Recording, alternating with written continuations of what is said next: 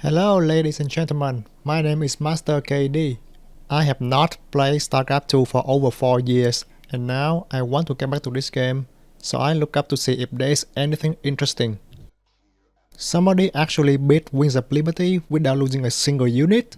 But hold on, he only did that on hard. So I thought to myself, maybe doing a no unit loss run on Brutal should be a good way to get back to this game. Adjutant, are my troops ready yet? Your forces are prepared and awaiting your orders, Commander. Uploading tactical data now. Good. About time we kick this revolution into overdrive. It looks like Jimmy is ready. But before we start, let's establish the rules for this challenge. Rule number 1. None of the units that I can control can die. The only way for a unit to die is by getting killed. So, if I can protect my units from that, I am good to go. I don't care about allied units simply because I have no control over them. It's not my responsibility if they have that wish. Expired timed units do not count either because they did not get killed. Rule number 2. The number of units lost at the end of each mission must be 0. There are a few missions where the units can die during the cutscene and they will count in a result. I don't have control over those units, so I will have to skip those cutscenes in order to prevent their death from happening. Finally, all missions must be played on Brutal. That's it for the rules. So, without any further ado, let us begin. Hell, it's about time. The first mission is Liberation Day. You are given only a few Marines and Jim Raynor, and you don't have to build anything. Essentially, it is a tutorial. Normally, you just need to aim move, and that should be enough to beat this mission easily, even on Brutal. However, to lose no unit, you also need to know how to left click. The first part is simple. You can bait one AI Marine at a time to save your HP efficiently. The next part is slightly difficult. You need Jim to stay at the front to tank the damage.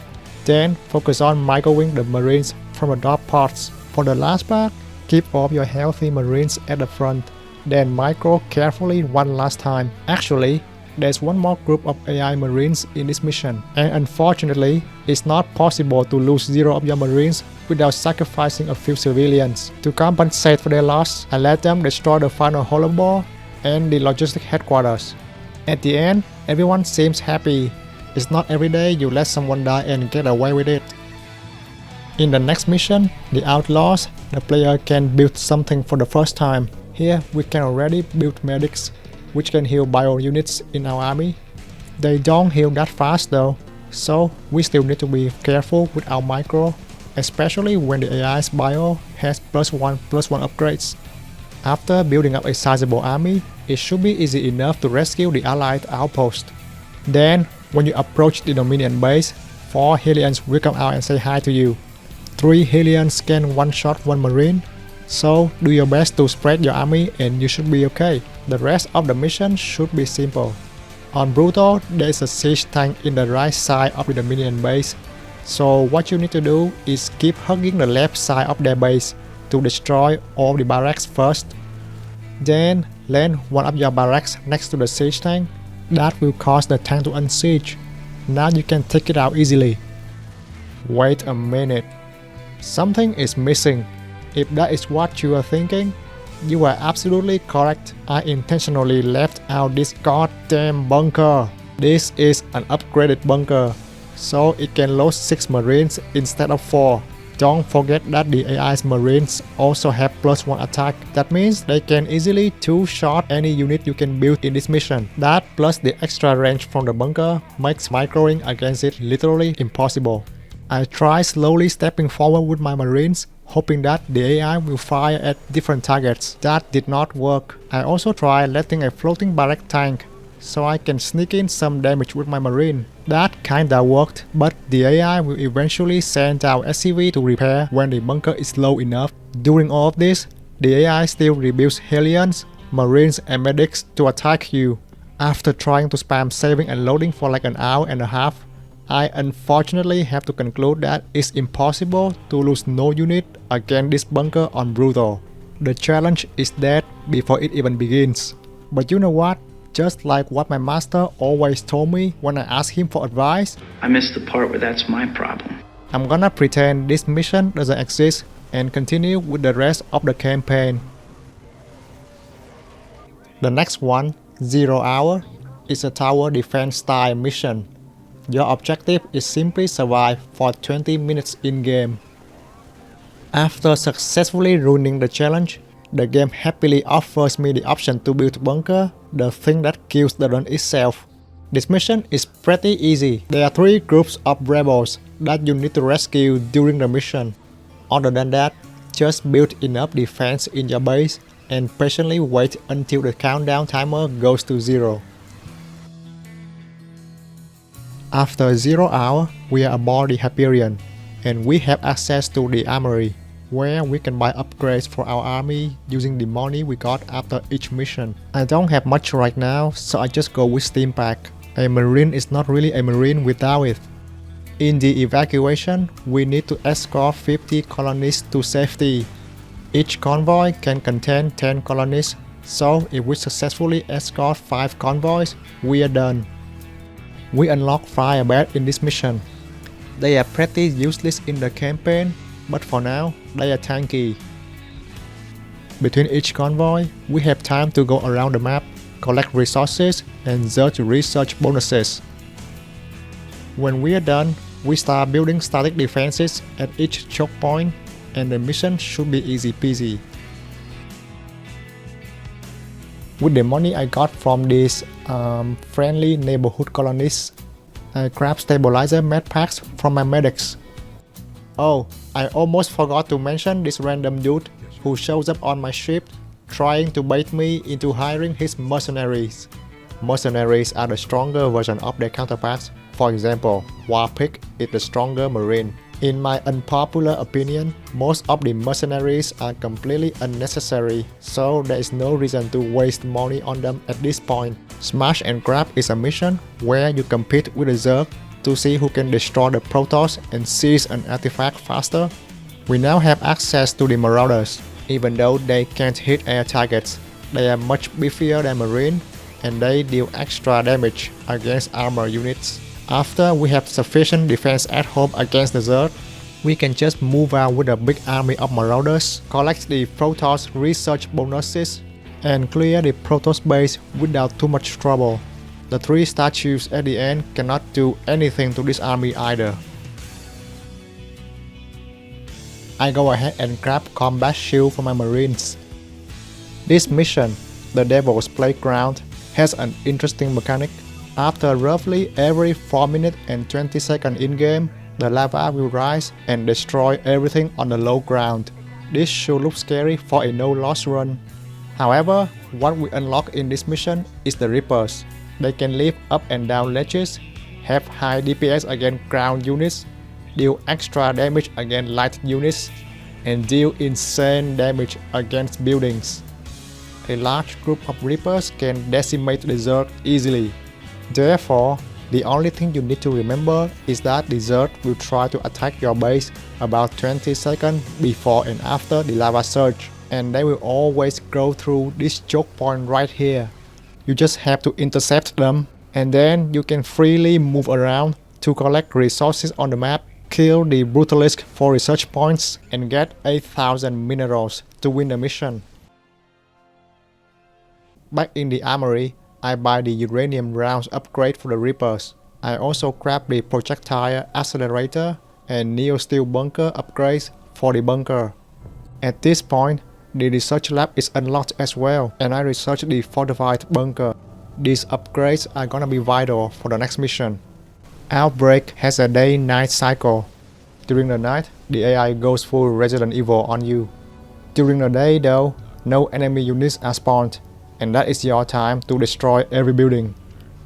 The developers expected you to use the newly recruited Hellion to clear the mission. This thing is hot garbage though, so let's not even talk about it. Instead, I played the Devil's Playground before this mission for a reason. I only got problem on night 1 since my base only has 1 gas. Each Reaper costs 50 gas, so I could not build my army fast enough for a solid defense. After that though, the Reapers simply destroys this mission. During the night, Reapers combined with bunkers are just impenetrable, and during the day, since there is no resistance, they destroy buildings faster than the Flash. The only weird thing I saw was one infestor from the bonus objective somehow teleported from the bottom left of the map on night 3 to the top left on night 4. Besides that, destroying things was very enjoyable. Up next, we have an important decision to make. The mission after the next mission is gonna give us access to Siege Tank, one of the 2 best units in the campaign. If we play Welcome to the Jungle right now, we will have to deal with a very annoying Protoss army that has access to Colossi and High Templars. It's definitely doable, but like I said, it is annoying without Siege Tanks. On the other hand, the Great Train Robbery is much easier with the new unit Diamond Bike. So, let's go rob some train first. The Diamond Bike is capable of dealing heavy damage to armor target and moving at the same time, which is exactly what you need. In this mission, you need to destroy 8 trains. Some early trains will have escorts with them, but with a sufficient number of diamond bikes, you should not have too much trouble. The only problem is the final train. Not only that train has heavy escorts, there is also a threat coming from the Dominion kill teams roaming around the map. I will definitely lose something if I try to go anywhere near them. My solution for that is pretty simple though. Before the final train arrives at my position, I built several missile turrets next to the tunnel. They will be able to get rid of the air escorts and slow down the rest of the escorts plus the Dominion kill team, buying me just enough time to finish the mission safely. I decided to spend some cash on the concussive shells upgrade for my Marauders. And finally, it's time to unlock the almighty Siege Tanks. The dig is another tower defense mission. We need to protect the laser drill while it tries to burst open the Zelnaga temple door. The power of the sun in the palm of my hand. In the meantime, the enemy Protoss will try their best to destroy it. On each entrance to my base, I place a bunker or 2 with Marauders inside. Then, I continuously build more and more siege tanks and place them behind my bunkers. That is pretty much the strategy to stop the AI's ground army. Later on, before the AI attempts to cheese with their air units, I also built multiple missile turrets around my base, and the AI cannot get past that. When my defense is rock solid, I use a floating barrack to spot so that the laser drill can destroy the areas of the bonus objectives. Then I asked one marine to volunteer and collect the Protoss relics. I almost screwed up and let him die, by the way. At the end, my defense was so big the AI cannot do anything. So I just sit tight and wait until the laser drill finishes its job. Now that we have siege tanks, let's buy Maelstrom rounds and Shaped Blast upgrades for them immediately. After the dig, Zeratul appears in the Hyperion and gives Jim an Ihan crystal, a memory storage device. Through the crystal, the player can relive Zeratul's experience by playing a few Protoss missions. In the first mission, Whispers of Doom, we only control Zeratul and a few stalkers, and we need to go through a bunch of Zerg to reach 3 shrines. The first 2 shrines are simple. It's all about slowly picking the Zerg apart using Zeratul's and Stalker's abilities. When we get close to the last shrine, we meet Karax and his Zealots who join us to fight a big group of Zerg, and we happily sacrifice his army to protect our own Stalkers. Finally, after we visit all 3 shrines, it should be easy to escape by blinking carefully through a few rocks to get to Zeratul's ship. Well, one of my Stalkers was flying too close to the sun and almost died, but I was able to keep him alive at the end. The next Protoss mission allows us to build stuff. We only have access to a few basic Protoss units, but we get to use Stalkers and Immortals, and that is good enough. During the mission, we keep getting attacked by not only the opposing AI Protoss, but also a hybrid enemy that keeps coming back 1 minute after you kill it. The hybrid is strong, so the first part of the mission is just me simply focusing on building a substantial army to kill it quickly. When I am ready, I start moving out and take out both of the enemy's eastern and western bases. I just don't want to worry about any attack coming from these 2 bases later. After that is done, It's time to figure out how to handle the final base. It is behind a narrow bridge, and the army inside the base is huge. There is almost no room to bring all your stalkers over and blink micro at the same time. Unless your middle name is MC, I don't think you should try that. As for me, I have a better idea. First, I use a group of 10 or 9 full health stalkers to bait out a few enemy units. I repeat this several times and try to take out things like Immortals, Archons, or Void Rays. When I feel like I have weakened the AI enough, I decide to be aggressive with my whole army before the AI can rebuild too many units. After about 30 attempts or so, I finally make it with a 1 HP Immortal at the front.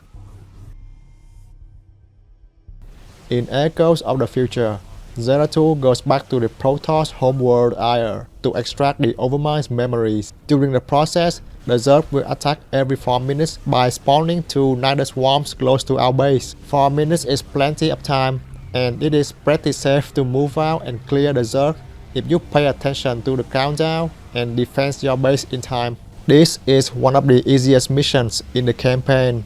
I just take my time and enjoy blink microing my stalker army till victory. In Utter Darkness is the final Protoss mission, where we witness the end of the Protoss in the future. It is a tower defense mission. It only ends after you lose everything you have. It directly violates the rule of this challenge. Fortunately, the mission can be skipped, and we will do just that. Do not worry. You absolutely don't need the Protoss and Zerg research points from this mission. After completing 3 out of 4 Protoss missions, I unlocked quite a few useful researches, but for now, I will only research Ultra Capacitors and Automated Refinery. I could select a few more, but none of the rest are super necessary, so I save them for later. Now we finally play Welcome to the Jungle, the mission we chose to delay many moons ago. There are 13 altars of Tennessine gas, and we need to grab 7 of them. We try to be nice with the Protoss here, but they tell us to screw up, so we have to take the Tennessine by force. For 95% of the mission, I simply try to stop the Protoss from sealing the altars. Every time they attempt to do so, I mobilize my army to intercept them and advance further on the map at the same time. When I have a large enough army and gain enough ground, it's time to finish the mission. There are 2 directions the Protoss can attack me with, and there are enough Tennessine altars within each direction. I choose to completely block off the direction on the left side of the map. When my defense is complete, I send out 7 SCV at once to collect all the Tennessine gas I need in one fell swoop. The Protoss cannot get past my defense, and we successfully steal from them. Before the next mission, we have to choose a side. On one hand, we have Tosh, the business partner who has been with us through thick and thin. On the other hand, Nova is from the Dominion. However, if you remember when I said earlier that the siege tank is the first of the 2 best units in the campaign, siding with Nova gives us access to the second one, the Ghost. Even though I don't like the idea of receiving help from Meng's lapdog, I'll take my chances. In Ghost of a Chance, we can control Nova herself. Besides the sniping ability that any Starcraft 2 Ghost has, she also has Domination, the ability to mind control any mechanical unit. This mission has 3 sections. The first one is easy. Nova can just casually take out anything she can and mind control anything she cannot. We have siege tanks in the second section. There are lots of defenses here, so we're gonna have to slowly destroy everything with siege tanks while using our air support to spot. We can obtain a nuke to finish this section slightly faster though. The last section offers us a few Banshees and Vikings. They are not particularly useful against a platform full of missile turrets. Luckily, there is a siege tank nearby that we can mind control. Now we can repeat what we did in the second section. After we got the nuke in this section, the mission is over. Returning to the armory, I buy fire suppression system to upgrade my buildings. I also purchase ocular implants and create a suit for my newly recruited ghosts to make them broken. Now that we have ghosts, a majority of the remaining missions will be pretty easy. Up next, we make a deal with Mirahan, aka Matt Horner's unwanted wife. Say hello to Matthew for me. Ask him why he never calls. Anyway, first we need to collect 6,000 minerals before Colonel Orlan. Then, Mirahan's mercenaries will join you to defeat Orlan. My forces are yours, Jim. With our permanently invisible ghosts, it was easy to cripple Orlan's economy and get 6,000 minerals before him. After we have Mirahan's support, we start attacking Orlan's base using our ghosts with some siege tanks. Whenever we see any form of detection, we nuke it. Besides that, cleaning up the enemy base is a trivial task. By the way, this is one of those missions where your units can die during the ending cutscene, so make sure you skip it. At this point, there are 7 missions remaining on the Hyperion, but in my opinion, only 2 of them are difficult. I decide to do both of those missions right now so I can relax later. In Moebius Factor, we need to destroy 3 data cores surrounded by the Zerg before Kerrigan gets to them. We are on an isolated island though, so we need some help from our good Dr. Narut, who lends us his medivacs. The first data core can be killed with just our starting units. We don't kill it immediately though. Instead, we drop it down to a single digit and wait till the last second. We take advantage of the extra time we get to build defense at home and start pumping out ghosts. When we are ready, we go rescue some allies on the rooftops and move our squad of ghosts to the second data core. Ghosts alone don't kill the data core that quickly, so we also bring a couple siege tanks to back them up. Once again, we wait until the last moment to kill off the data core, this time with our army right next to Kerrigan just to piss her off. Before we continue, we come down and say hi to the Brutalist, which luckily is not a detector. Instead of using the medivacs to transport our army again, we simply clear a path that leads us straight to the last data core. I was too focused on the data core that one brute lord almost backstabbed me, but all is good. I go ahead and grab the orbital command upgrade. To be honest, we don't really need Mew, but scan is super useful. The final Moebius mission is pretty hectic. We need to go through a pretty strong Protoss army to destroy our target, the artifact vault. At the same time, there is a wall of fire slowly but steadily approaching us from behind. Fire. Why does it always have to be fire? After I get my base, I immediately go destroy the top left Protoss base with my new units, the Banshees. I can collect a few resources there, which is valuable for me to produce ghosts right away. The first few Protoss groups have no detection, so taking them out is easy. When it's time to attack their bases, photon cannons are everywhere, so a few nukes are required before our ghosts can engage. The first base can be rough, but the next one is much easier after our ghost count gets bigger. Nevertheless, we cannot attack and defend our base at the same time. Our overall army size is small, so knowing beforehand when the AI attacks us is important. The rest of the mission is easy, as long as we are consistent with our ghost production and nukes. This is another mission where your units can die in the final cutscene, so keep that in mind. In Engine of Destruction, the AI controls Tigers and we have to escort him while he hijacks the Odin and use it to destroy the Dominion bases. Keeping no unit lost in the first section is hell. We have 0 upgrade while the enemy AI already have +3/+3. On top of that, Tigers is really aggressive and doesn't stand still for us to heal. I am glad that I don't have to babysit this guy during this section for too long. The raids are unlocked in this mission. They have strong anti-air attack but are very fragile. After killing the initial BCs, we send them to take out the Raven in the second Dominion base, plus a few potential threats for the Odin. Then, we never use them again. Tigers can take out the first base without our help, so we let him go solo while we build defense at home and produce ghosts. The rest of the mission is a cakewalk. The ghost can easily protect our airhead Tigers while he does what he does best. It is so easy that I attack my own ghost for no reason. Loki, the secret mini-boss of this mission, can detect ghosts, so we have to drop some nukes on him. When we are done, we come back to babysit Tigers one last time, until he finds the big button with a skull on it. We can control Odin ourselves in Media Blitz in the first phase of the mission, the surprise attack. You have 4 minutes on Brutal to destroy whatever you want. The enemy only retaliates if you attack them first. If you choose your targets wisely, this could be one of the easiest missions. There are 3 enemy bases. One has barracks, one has factories, and one has starports. 4 minutes is enough to take out all starports and factories on 2 bases. I have barely enough time to take out all 6 tanks in the factory base as well. Once the surprise attack phase ends, we get a base to build up and finish the rest of the enemy. I immediately repair the Odin and send it to destroy the remaining base with barracks.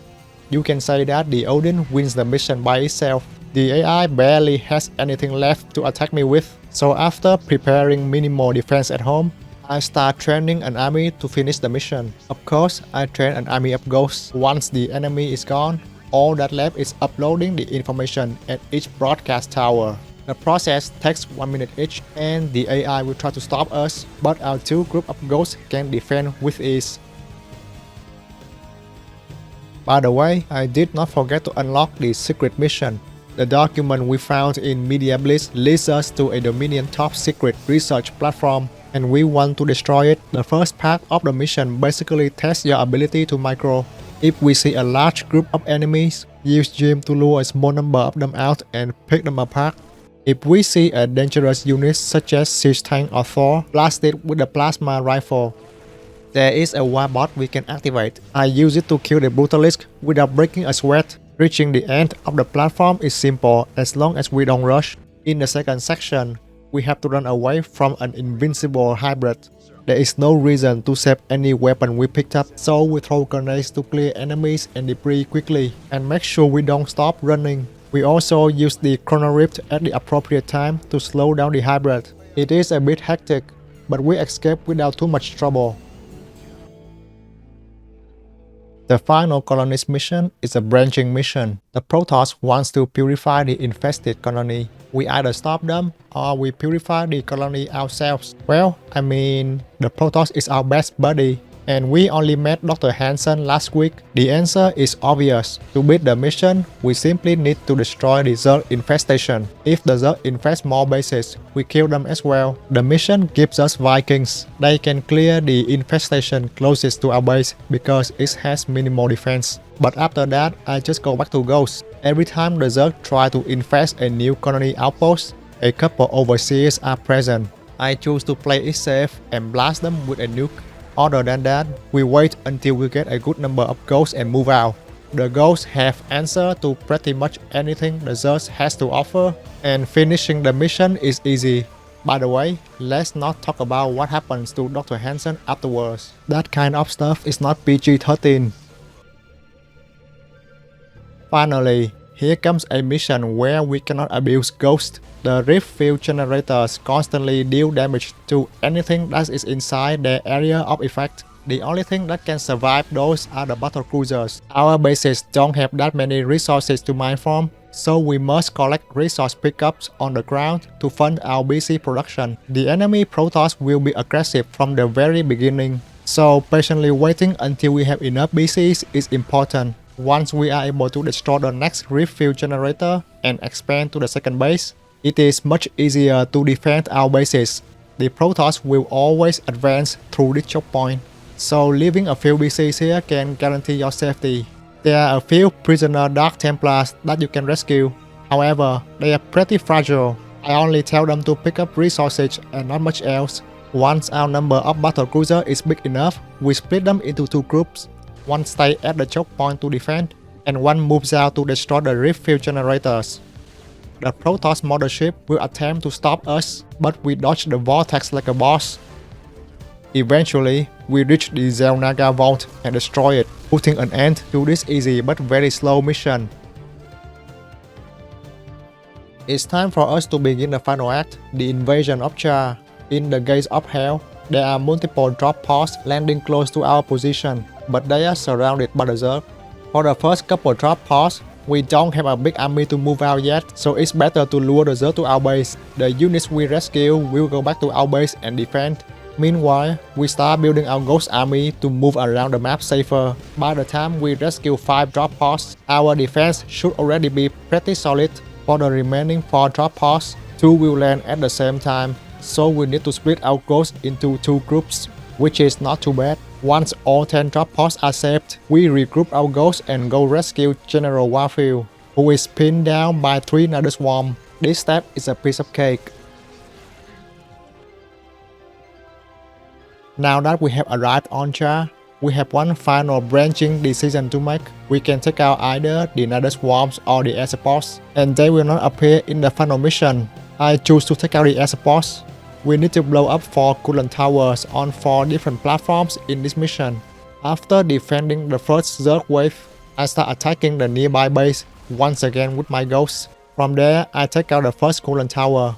Once a coolant tower is destroyed, the corresponding platform will also explode, leaving behind quite a few resources for us to collect. After the first coolant tower is down, I head to the bottom right platform, since it doesn't help heavy ground defense.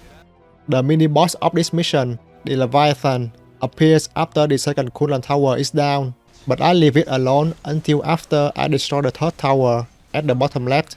When it is time to deal with the Leviathan, the trick is to stay behind it all the time. If you can do that, the Leviathan will not turn around, and that allows you to snipe it down for free. Even though the last platform has heavy ground defense, at this point we have a gigantic army of ghosts, so it doesn't matter.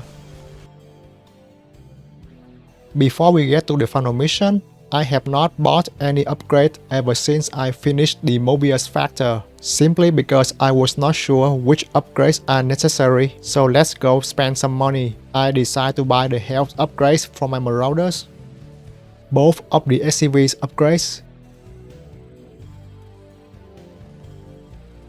and both of the Banshee's upgrades. I also hired the Siege Breakers and Dusk Wings mercenaries.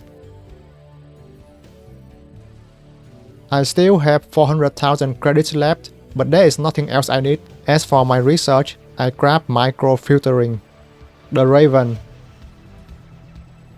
Tech Reactor, Planetary Fortress, Cellular Reactor, and Size Disruptor. Now that our preparation is complete, let us begin the final mission, the final face-off against Kerrigan. The mission objective is simple: protect the artifact for 30 minutes against the Zerg onslaught. The artifact itself will support us by releasing the energy nova, wiping out the current attacking Zerg wave. However, it has a long cooldown, so we cannot spam it carelessly. Since we destroy the Zerg as a boss, we have to deal with the Nether Swarms constantly being spawned throughout the mission. If we don't deal with them quickly, they can easily overwhelm us with endless wave after wave of Zerg. But the Nether Swarms are not the biggest problem for a Deathless run. The real threat is Kerrigan, who will attack us 5 times in this mission. Let's go over Kerrigan's stats and abilities. Kerrigan has 1500 HP, which is 250 higher than her version on hard. With the passive ability Hardened Shield, any incoming physical damage to her is reduced to 6, and any damage taken from spells is reduced by 75%. With Implosion, Kerrigan can one-shot any nearby mechanical unit. And last but not least, Razor Swarm, a storm-like ability which will be casted if Kerrigan sees at least 3 targets standing close to each other. She only has this ability starting from her third attack though. After testing this mission for several hours, it seems that the combination of Planetary Fortress, Ghost and Siege Tank is still the best way to go, but that is not quite enough. Let me explain why. There are 2 entrances leading to our base. We need to have at least 8 or 9 siege tanks on each entrance. Otherwise, the Zerg coming out of the Nether Swarms will be able to break through our defense, especially during the final wave. The thing is, since we cannot let any unit die, spending more supplies on siege tanks means that we don't have many left for the Ghost. And then, here is another problem. During Kerrigan's attack, after she casts her first Razor Swarm, there's a window of 12 seconds before she casts it again. We must kill her within the 12 seconds. Unfortunately, it's not possible to do so on Brutal, even with the rapid snipe technique, simply because her HP is too high. As a result, we need to figure out a way to deal more damage to her. Well, guess what? After passionately staring at the Ghost for 15 seconds, The answer comes to me. If we talk about the strongest attack in one hit, it would be the tactical nuke, which deals 75 damage to Kerrigan. Earlier, when I try to nuke something, generally, the enemy units will move away from the designated spot like a map hacker. However, hero units will stay still and eat it like a champ. Happy with that discovery, I fine-tuned my strategy to beat all in without losing any unit on Brutal. As soon as the mission starts, we build planetary fortress at each entrance. Put your initial defense behind the bunkers, except for the siege tanks. We move them behind our fortresses right away. Build our tech reactors. We don't need any extra barrack or factory. When the planetary fortresses are done, move all initial units to the back of our base. Also build some SCVs to repair the fortresses. Begin our ghost and siege tank production as soon as we can. Make sure you prioritize building ghosts. You need at least 10 ghosts to have enough snipes for the first Kerrigan. 5-minute mark is when the Nether Swarm start emerging. Send out your 3 initial banshees to take them out quickly and get the Dust Wings mercenaries when they are available. When Kerrigan makes her first appearance, evacuate the siege tanks and snipe her down with your ghosts. She does not have Razor Swarm yet, but she can get closer and pop your SCVs if you are unlucky. After Kerrigan is down, return your siege tank to their position and send out the banshees to get rid of the Nether Swarm again. Keep training more siege tank and ghosts until you have about 9 siege tank at each entrance and about 16 ghosts in total. In the meantime, build 2 command centers and build about 6 or 7 ghost academies inside your base. After we take Kerrigan down for the second time, move those 2 command centers to the high ground and morph them into planetary fortresses. When that is done, build 2 supply depots next to each fortress and our preparation for Kerrigan is complete. When Kerrigan comes back for the third time, preemptively use your nukes on the direction where she is coming from. Immediately fall back when the nukes go down so that she casts Razor Swarm on your fortress and not your units. Then quickly bring her down before she can cast it again. It is not easy to hit the timing with the nukes, so prepare to retry this like 40 times. Once the third Kerrigan is down, continue killing the Nether Swarms with your banshees and get ready for Kerrigan number 4, which should be easy now that we have all the setup we need. I actually messed up and missed most of my nukes on the 4th Kerrigan. She was able to cast the second Razor Swarm as a result, but I somehow lost nothing. After Kerrigan number 4 is down, the final phase gets slightly tricky. There are a lot more Nether Swarms during this phase, so we need to split our banshees into 2 groups and micro a bit harder. Then, when the timer hits 28-minute mark, forget about the remaining Nether Swarms and pull all your banshees back to defend the artifact. The Nether Swarms will start emerging right next to the artifact. We have limited number of ghosts, so without the banshees, the ghosts alone cannot handle it. Right after this, we just need to deal with Kerrigan one last time. For this final Kerrigan, I got my revenge and was able to drop all 7 nukes on her. Finishing off a Kerrigan with only 50% health left was easy. Just a bit more micro at the end, and with that, the nightmare is finally over. So anyway, let's go back to the main question. Can you beat Starcraft 2 Wings of Liberty on Brutal without losing a single unit? Well, if you count that mission, you know the answer. As for me, I will choose to believe that mission does not exist and say yes, it is totally possible. I will not let a bunker stop me from believing. I would like to give a shout out to Giant Grant Games. I decided to attempt this challenge from his video and my strategy for all-in was improved upon his. And thank you guys for watching. This is the first time I ever made a huge commentary video like this. So if you enjoyed this video, which I know you did, it's gonna make my day if you give me a thumbs up. I also plan to do more challenge runs in the future. Be sure to hit the subscribe button so you won't miss out on those. Once again, thanks for watching and I will catch you next time.